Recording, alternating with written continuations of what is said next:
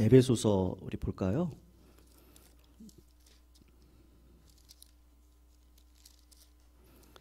4장 21절에서 24절까지 4장 21절에서 24절까지입니다.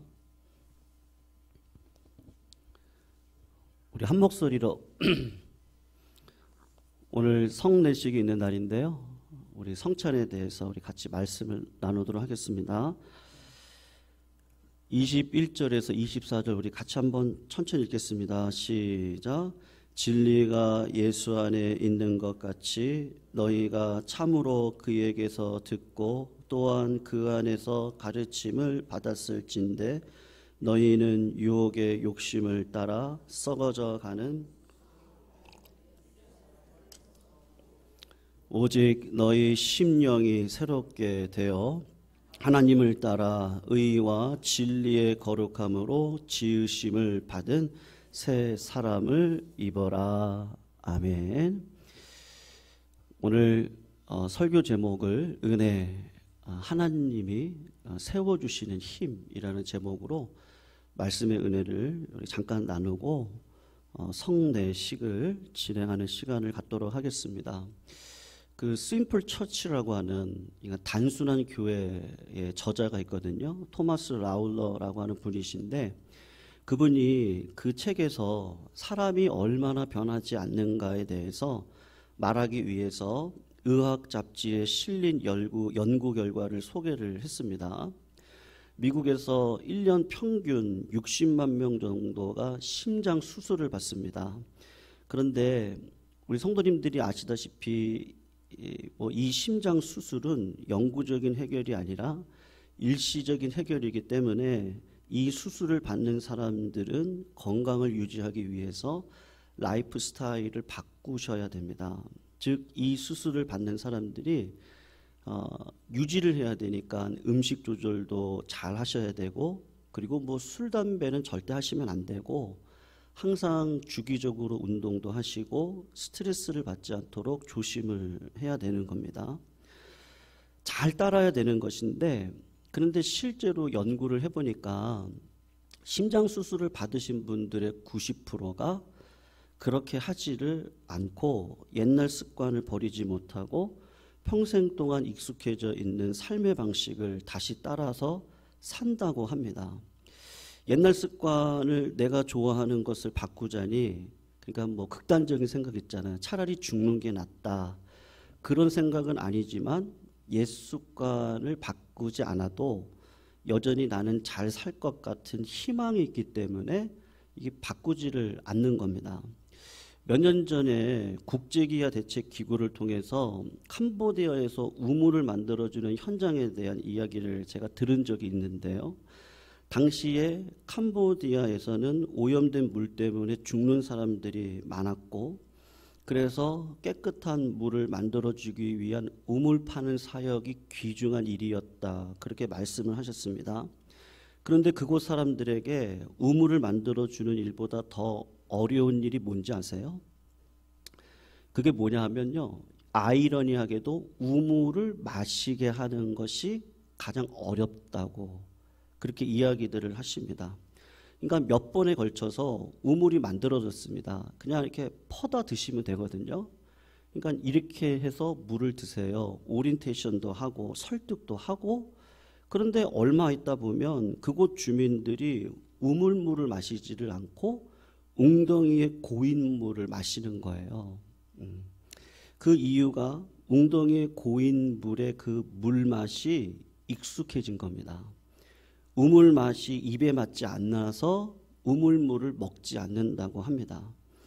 그래서 이것이 맛의 문제가 아니라 건강의 문제니까 여러분들 건강하게 사시려면 새물을 마셔야 됩니다. 그렇게 이야기를 해도 당장에 내 입맛이 그 웅덩이 입맛이 더 맞으니까 그 우물물을 먹지 않는다. 잘 안 되는 거예요. 여러분 사람이 바뀌는 것이 잘 안 됩니다. 왜 안 되는 것이죠? 아직은 건강에 자신이 있어서 우물물을 마시지 않는 겁니까? 그러면 죽음의 문턱을 갔다 오신 분들은 그러면 이렇게 잘 드시고 스트레스 관리하시고 하셔야 되는데도 아까 서두에 말씀드렸던 예화를 보면 사람은 잘 바뀌지 않습니다. 어찌 보면 사람은 안 바뀝니다. 그 이유 중에 하나가 뭐냐 하면 끊임없이 일시적이고 충동적인 원함을 내 마음의 소원이죠. 그걸 극복할 수 있는 힘이 우리 가운데 없기 때문입니다. 유혹이 우리의 인생 가운데 딱 한 번만 오면 그냥 그때는 이기면 됩니다.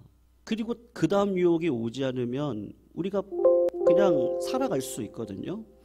그런데 오늘 물리쳤던 시험이 내일 옵니다. 그러면 내일 또 시험을 물리쳤는데 다음날 육신의 어려운 가운데 배가 고프고 육신이 어렵고 며칠이 지나고 나면요 못 견디겠는데 어떻게 합니까? 그러니까 결정적으로 유혹이 지속되고 있어서 그것이 극복되는 것이 어렵습니다. 그러니까 지속적인 유혹이 우리 가운데 있어요. 그래서 오늘 말씀은 사실은 저는 읽으면서 제 마음이 많이 답답했습니다. 왜냐하면 본문이 이해가 안 되는 게 아니고 도대체 이 말씀을 들을 때 솔직히 귀를 닫고 싶을 정도로 아무 의미도 없는 말인 것 같아서 마음이 답답했습니다. 성도님들 오늘 22절에서 24절을 그런 의미에서 다시 한번 보세요. 한번 읽어볼까요? 22절에서 24절을 한번 다시 읽어봅니다. 시작. 너희는 유혹의 욕심을 따라 썩어져가는 구습을 따르는 옛사람을 벗어버리고 오직 심령으로 새롭게 되어 하나님을 따라 진리의 거룩함으로 지으심을 받은 새 사람을 입어라. 성도님들 마지막에 뭐라 그러죠? 새 사람을 입어라. 새 사람을 입으라는 말씀을 잘 알겠는데 우리가 가지고 있는 본능적인 죄성으로는 안 되는 일입니다. 안 됩니다. 저는 여기서 오늘 말씀을 조금 더 깊게 이해하기 위해서 죄의 본질에 대한 이야기를 성도님들에게 좀 말씀을 드리고 싶습니다. 여러분 본질적으로 죄라고 하는 건요. 기독교에서 얘기하는 죄는 도덕적이고 윤리적인 죄를 가리키지 않아요. 그러니까 뭐 그분이 술을 마시고 담배를 마셨는가 그런 문제가 아닙니다. 본질적으로 죄란 주권의 문제거든요. 내 인생의 주인이 누구인가라는 것의 문제입니다. 그러니까 인간의 타락은 스스로 자기 삶의 주인이 내가 되려고 하는 곳에서부터 시작이 되는 거죠. 피조물입니다. 하나님은 창조자이십니다. 그러니까 하나님 안에서 하나님을 섬기고 하나님의 말씀을 따라 살아가는 자유함 속에서 하나님이 주시는 평안을 누리는 삶을 살 수 있음에도 불구하고 우리들의 마음 가운데 여전히 있는 게 뭐냐 하면 하나님을 저버리고 마음대로 하고 싶은 것, 마음대로 가지고 싶은 것, 그 마음대로를 통해서 자유와 만족을 누리려고 하는 그 죄의 본질이 있습니다. 간단히 말하면 아버지를 떠난 탕자의 상태, 탕자의 모습이 우리의 모습이라고 할 수 있고 죄인의 모습이라고 할 수 있는데 그래서 인생이 더 불쌍해졌단 말이에요. 이런 인간을 불쌍히 여기신 하나님이 내가 주인 되어 주실게 하고 하나님이 내 몸을 쳐 복종하는 자리까지 내려가셨는데 그게 예수 그리스도의 십자가라는 말입니다. 우리가 그분을 믿습니다. 믿으십니까? 믿으시죠? 예수님이 우리 주님이시죠? 그분만이 우리들의 삶의 소망이시죠? 그분이 우리의 기도의 근거시고 그분이 우리의 만족이시고 그분이 우리들의 삶의 평안의 근원이십니다. 그러니까 그 말은 무슨 말이냐면 내가 주님이 내 삶의 주인이시고 나는 주인이 아닙니다. 내 삶의 주님이 말씀하시는 대로 살고 하나님께서 내 인생의 주님이시고 하나님이 하실 겁니다. 그러니까 단순히 옛사람이라는 것은 가물을 즐기고 술을 즐기던 모습이고 새 사람은 술과 담배를 멀리하는 모습이 아닙니다. 옛사람은요 드라마를 즐겨보는 모습이고 새 사람은 성경을 즐겨보는 모습이 아닙니다. 제 말이 조금 놀라셨나요? 그렇게 보면 바리새인들은 다 새 사람들입니다. 바리새인들의 삶의 모습을 보면 그런 경건의 모습을 쉽게 보이고 있습니다. 그런데 그렇게 열심히 말씀을 읽고 하나님께 내가 복을 받았다고 이야기를 하고 헌금을 아주 열심히 하시고 봉사를 하고 교회를 세우고 그 모든 것들이 자기 의로도 얼마든지 할 수 있는 모습이거든요. 그러니까 나는 술과 담배를 끊기로 했어. 이제 나는 거짓말하지 않을 거야. 라는 모습이 새 사람의 모습이 아닐 수도 있는 거예요. 죄의 본질은 누가 주인이냐라는 것이죠. 제가 탕자의 비유로 두 가지의 경향을 한번 말씀드려 볼게요. 이렇게 한번 생각해 보세요. 첫 번째 탕자의 모습은 이 모습이에요. 탕자가 아버지 재산을 가지고 집을 떠났습니다. 집을 떠나서 허랑방탕하게 살다가 그 유산을 몽땅 다 허비해버리고 거지가 되었습니다. 이제 구걸하면서 비참하게 살던 이 아들이 갑자기 아버지 품이 생각이 난 거예요. 아버지 품으로 돌아가면 비로소 안식을 얻을 수 있겠다 생각을 했어요. 그래서 아버지에게 돌아와서 용서를 구하고 아버지는 그를 기쁨으로 받아주시고 용서해 주시고 다시 받아주셨습니다. 그러니까 아버지와 아들의 관계가 된 거죠. 그런데 이 아버지의 아들이 되고 나서 다시 방탕했던 그 생활을 청산하고 다시 돌아와서 그 아버지의 재산을 관리하면서 살아가는데 처음에는 그 상황이 너무 행복한 겁니다. 감사하는 마음이 있습니다. 그런데 제약된 인생을 평생 살아왔기 때문에 막상 자녀로 살아가는 일에는 일이 서툴어요. 그리고 죄악된 습관이 여전히 남아 있습니다. 성경을 피면 졸려와요. 그리고 남들이 나를 어떻게 생각할까 열등감이 생기고 스스로 생각해도 끔찍스러운 너무나 후회되는 일들을 많이 했음에도 불구하고 내 마음 가운데 어떤 마음이 들어오냐면 문득 내가 방탕하며 즐겼던 그 쾌감과 쾌락이 살아나는 것처럼 은근히 그리워지기도 합니다. 그때가 참 좋았는데 라고 죄를 은근히 즐기려고 하는 마음이 생기는데 또 다른 마음이 한편에서 딱 일어나는 거예요. 이게 인간으로서 할 짓인가? 그렇게 생각해서 몸부림을 쳐도 문득 죄악된 생각들이 들어오고 왠지 사람들이 나를 바라보는 눈이 무시하는 것처럼 보여지면 자꾸 열등감이 생깁니다. 잘하고 싶어서요. 그런데 잘하려고 하는데 실력이 없어요. 관계에서도 일에서도 실수를 합니다. 하지만 그 실수도 그리고 그 쓰라림도 돌아온 아들로서 경험하는 것뿐입니다. 때로는 내가 너무 못해서 낙심이 되고 너무 힘들어서 좌절도 되고 정말 잘해보고 싶은데 그러지 못해서 죄송하기도 하고 내가 너무 쓸모없는 인간이라는 생각도 드는데 그 고민도 그 아픔도 그냥 아들로서 하는 경험일 뿐입니다. 실수를 포함한 모든 노력과 수고가 옛사람을 벗고 새사람을 입으려고 하는 노력인 거죠. 그 안에 좌절이 없고 죄악이 없다? 그렇지는 않은 거예요. 그러니까 탕자가 나는 잘하고 싶죠. 그런데 죄악된 습관이 내 몸 가운데 있는데 어떡합니까? 내가 다시 넘어지더라도 그래도 내가 아버지를 떠나면 이제 안 된다. 내가 자녀로서 살아가야지 하고 다시 일어서는 탕자의 모습이 있습니다. 그런데 여러분 이런 경우는 어떨까요? 돌아와서 용서를 구했어요. 사실은 너무 힘들어서 돌아와서 아버지에게 용서를 구하고 그리고 용서를 받고 그 집에 살고 있는데 여전히 내 마음 가운데는 어떤 마음이냐면 아버지가 싫어요. 그래서 나갈 생각을 하고 있는 겁니다.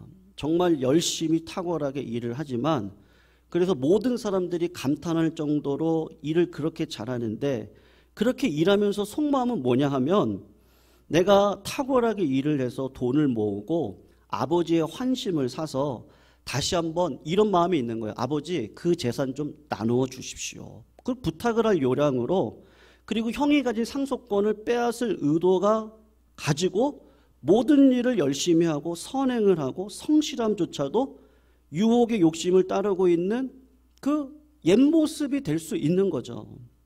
왜 그렇습니까? 아무리 그럴듯하게 보여도 그 탕자의 마음 가운데는 뭐가 있는 거예요?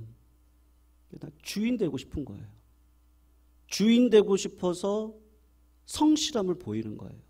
주인 되고 싶어서 아버지한테만 잘 보이는 거예요. 차이가 이해가 되십니까? 새 사람을 입으라는 말은요, 율법적으로 보면 너무 답답합니다. 근데 이건 새 사람을 입으라는 거는 은혜의 개념이구나. 착하게 살라는 말이 아니고, 너 누구 자녀지? 하나님의 자녀 맞죠? 네? 네. 제가 어제 이제 목회와 좀 관련돼서 어떤 목사님하고 이렇게 좀 통화를 하다가 그 목사님이 그런 얘기를 하시더라고요. 저 아들이 미국에서 이제 공부를 하고 대학생이거든요. 근데 이제 방학이 되면 이제 한국을 와요. 그러시는데 이제 아들한테 그런 얘기를 했다는 거예요. 이제 미국은 이제 마리화나가 지금 우리나라도 이제 마약이 아주 심각한 수준인데요. 20대 아이들, 청년들도 많이 합니다. 그 정도로 저희들이 기도를 해야 하셔야 되는데 미국은 마리화나가 합법화가 된 주들이 있습니다. 근데 그 아들이 그 합법화된 주의 대학을 다니고 있거든요. 그래서 이렇게 얘기를 한 거예요. 야, 아들아, 넌 절대로 마리화나 하면 안 된다. 그랬더니 아들이 뭐라고 얘기하냐면 제가 참 그 말을 듣고 아빠, 내가 미국에 가 있으면 아빠 그 잔소리가 들린다는 거예요. 상상이 되어진다는 거예요. 아빠가 마리화나 하지 말라고 분명히 얘기할 걸 본인이 안다는 거예요. 그래서 자기는 절대로 마리화나 안 할 거니까 걱정하지 말라고 그렇게 아들이 이야기를 하더래요. 여러분, 그 헨리 라우엔을 그 데이브레이크라고 해가지고요, 그 공동체로 인도했던 장 라울러라고 하는 분이 계세요. 그분이 했던 말이 있거든요. 제가 그냥 한번 읽어드릴게요. 이게 뭐라고 얘기하냐면 그분이 이런 얘기를 했어요. 신앙생활을 오래 하시고 난 다음에 우리는 이 두 과정을 겪을 수밖에 없다는 거예요. 이게 당연하다는 거죠. 그러니까 두 가지 부르심이 있는데 첫 번째 부르심이 뭐냐? 예수님이나 하나님의 나라의 놀랍고 고상한 진리를 쫓으라는 내용일 때가 많다. 그러니까 하나님의 영광을 위해 살라는 거죠. 그 말씀에 따르는 이들은 가족과 친구 공동체로부터 칭찬과 존경을 받는다. 이게 첫 번째 부르심이라는 거예요. 그리고 두 번째 부르심이 그 다음 단계에 있다는 거예요. 우리 성도님들이 다 경험하시는 부르심입니다. 그게 뭐냐면 두 번째 부르심은 얼만쯤 시간이 지나서 인간으로서는, 그러니까 내 힘으로는 이란 얘기죠. 예수님을 위해 거창하고 대단한 일을 해낼 수 없다는 사실을 받아들이는 순간이 찾아온다. 그때는 포기와 굴욕과 겸손이 지배하기 마련이다. 하나님이 두 번째 우리를 부르실 때는 어떤 부르심이라는 거예요? 너 힘으로 안 된다는 거. 아니, 두 번째 부르심이 뭐냐? 내 안에 있는 죄를요, 하나님이 폭로를 시켜주시는 것이 그게 두 번째 부르심이라는 거예요. 처음에는 조금만 해도 되는 것 같습니다. 그리고 주변 사람들로부터 칭찬을 받습니다. 처음에 교회 다니기 시작할 때는요, 모든 게 새롭고 너무 좋아서 야, 정말 여기에 진리가 있다. 이런 교회를 통해서 하나님의 영광을 위해서 살아가야지. 그리고 막상 들어가서 보면 죄인된 모습들이 보이는데 누구에게 보여요? 누구에게 보이죠? 두 번째 부르심이 뭐예요? 저 사람을 통해서 보이는 게 아니에요. 나를 통해서 보입니다. 아, 내 안에 이런 죄성이 있구나. 철저하게 살아보려고 애를 보다 보면요, 성도님들이 다 경험하는 게 뭐냐면 실패를 경험합니다. 포기를 경험합니다. 굴욕을 경험합니다. 사소한 감정 하나도 절제가 안 되는 내 모습을 봅니다. 여전히 내 마음 가운데 있는 죄악 덩어리를 떠나보고 있지 못하는 내 여전한 연약한 모습을 바라봅니다. 어떤 모양이든지 합리화하려고 하는 모습이 있습니다. 회의가 생기기 시작을 합니다. 나를 삼켜들지 그냥 그 하나님을 처음 만났을 때 그 음성, 그 뜨거운 성령의 체험, 신비한 체험, 그 모든 것들도 내 안에 꿈틀거리는 이 죄를 막을 수 있는 것들이 아무것도 없습니다. 믿음으로 살아가는 거 위선입니다. 사람은 안 바뀝니다. 바뀔 수가 없습니다. 신앙생활하는 거 다 가짜고 거짓이에요. 그게 하나님이 두 번째 우리를 부르심의 현장이라는 거예요. 그래서 신앙생활하면서 나 가짜구나. 네. 사실은 성찬식 본문을 제가 2주 전에 정했거든요. 따로 정했어요. 근데 주중에 금요일 날 마음이 너무 이게 묵상을 하는데 이 본문이 아닌 거예요. 저한테 하시는 말씀이 아니고 제가 은혜가 안 돼요. 왜 그렇지? 그렇게 하다가 에베소서를요 이렇게 읽는데 새 사람이 되라. 이 말씀이 있는데 답답해요. 제가 새 사람일까? 저는 아니에요. 나 가짜구나. 여전히 가짜구나. 여전히 가짜구나. 여러분, 그럴 때 우리를 세울 수 있는 힘이 뭐죠? 율법입니까? 율법이 아니라는 걸 알아요. 근데 여전히 율법을 붙들고 있는 내 모습이 있어요. 근데 이 말씀이 그렇게 묵상을 쭉 하다가 힘이 되더라고요. 좀 용솟음 치더라고요. 다시 한번. 그게 뭐냐면, 그렇지, 나는 가짜잖아요. 명목상 하나님의 자녀일 따름이죠. 제가 무슨 목사 타이틀로 선인이겠어요? 성도님들이 어떤 직분이 있다고 그걸로 선인의 삶을 살아갈 수 있겠습니까? 우린 그럴 수 없는 존재들이에요. 우린 절대로 그럴 수 없습니다. 그래서 그때 나를 살리는 힘이 뭐냐면 은혜더라고요. 은혜. 에베소서에서 세상에 그런 모든 얽매이는 것들을 다 벗어버리고 벗었죠. 근데 또 유혹이 와요. 이겨요. 그러면 끝입니까? 50대 때 유혹이 있고 60대 때 유혹이 있고 70대 때 유혹이 있고 고난이 40대 끝납니까? 50대 오면 또 다른 고난이 오고 60대가 오면 또 다른 고난이 오고 또 다른 죄가 나를 흔듭니다. 그때마다 우리는 두 번째 부르심 앞에 서게 돼요. 그게 뭐죠? 나는 가짜구나. 나는 가짜구나.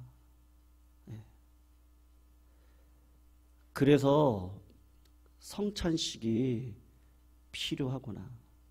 여러분, 성찬식은 뭐예요? 율법을 붙드는 게 아니고 율법으로는 우리 다 죽었을 자들입니다. 근데 예수 그리스도의 그 보혈의 피, 포도주를 받고 예수 그리스도의 십자가에 달려 돌아가신 그 몸, 떡을 내가 받음으로 가짜와 같은 나를 하나님 불쌍히 여겨주세요. 하나님 다시 할게요. 하나님 저의 어리석음을 깨닫게 해주세요. 하나님 성령의 충만함을 주세요. 하나님, 하나님의 성품을 주세요. 누가 해주시는 거예요? 내 힘으로는 안 돼요. 새 사람을 내 힘으로 할 수 없어요. 그래서 오늘도 예수 그리스도의 보혈의 피와 그분의 몸이 나를 다시 하나님의 은혜된 백성으로 삼아주시고 걸어가게 하는데, 여러분, 나는 누구니까요? 하나님의 아버지는, 하나님은 나의 아버지시고요. 우리는요, 자녀이잖아요. 이걸 끊을 수 있습니까? 이걸 끊을 수 있는 백성은 아무도 없습니다. 오늘도 그러한 마음이 성도님들에게 계시기를 주님의 이름으로 축원합니다. 네, 한 주간 동안 어떠셨어요? 저 작년 저기 뭐죠? 추수감사 앞두고 성만찬 예식 준비한 한 주 때는요, 제가 막 은혜가 충만했습니다. 근데요, 맨날 충만하나요? 그렇지가 않더라고요. 또 죄와 싸워서 이겨야 되는 주님의 권능이 내 심령 가운데 필요합니다. 마지막으로 우리 이 구절 같이 한번 읽었으면 좋겠어요. 그러니까 사도 바울이 사역을 아주 풍성하게 할 때입니다. 근데 사도 바울도 똑같은 두 번째 부르심 앞에 이야기를 하거든요. 같이 한번 읽어볼게요. 시작. 내 속 곧 내 육신에 선한 것이 거하지 아니하는 줄을 아노니 원함은 내게 있으나 선을 행하는 것은 없노라. 내가 원하는 바 선을 행하지 아니하고 도리어 원하지 아니하는 바 악을 행하는 도다. 만일 내가 원하지 아니하는 그것을 하면 이를 행하는 자는 내가 아니요 내 속에 거하는 죄니라. 내가 한 법을 곧 선을 행하기 원하는 나에게 악이 함께 있는 것이니라.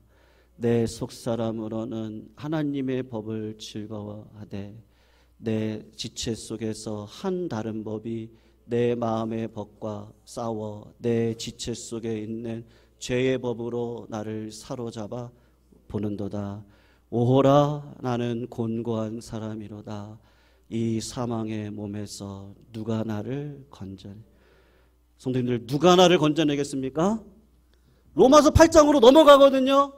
거기서 성령의 얘기가 나오거든요. 사망이나 생명이나 권능이나 높음이나 낮음이나 천사들이나 권세자들이나 나를 예수 그리스도의 사랑에서 끊을 수 없다고요? 없느니라. 믿으시죠? 나를 그리스도의 사랑에서 끊을 수가 없습니다.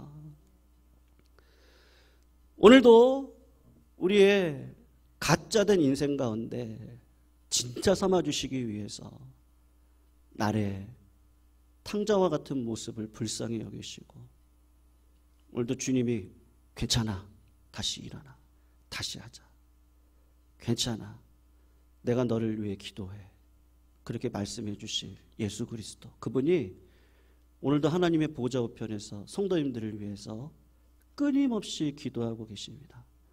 사랑하는 성도님들, 우리 끝이라고 생각하지 맙시다. 아멘? 우리 절망이라고 생각하지 맙시다. 아멘? 왜 이렇게 작아요? 아멘이시죠? 아멘이시죠? 네. 다시 하면 됩니다. 다시 하나님의 은혜를 의지하고 그 은혜가 나를 살립니다. 그 은혜를 붙들고 하나님께서 기뻐하시는 삶을 다시 재조정하고 다시 우리는 배워야 됩니다. 그리고 하나님의 영원하신 뜻 가운데 서는 위대한 백성들이 되시기를 주님의 이름으로 부탁드리겠습니다.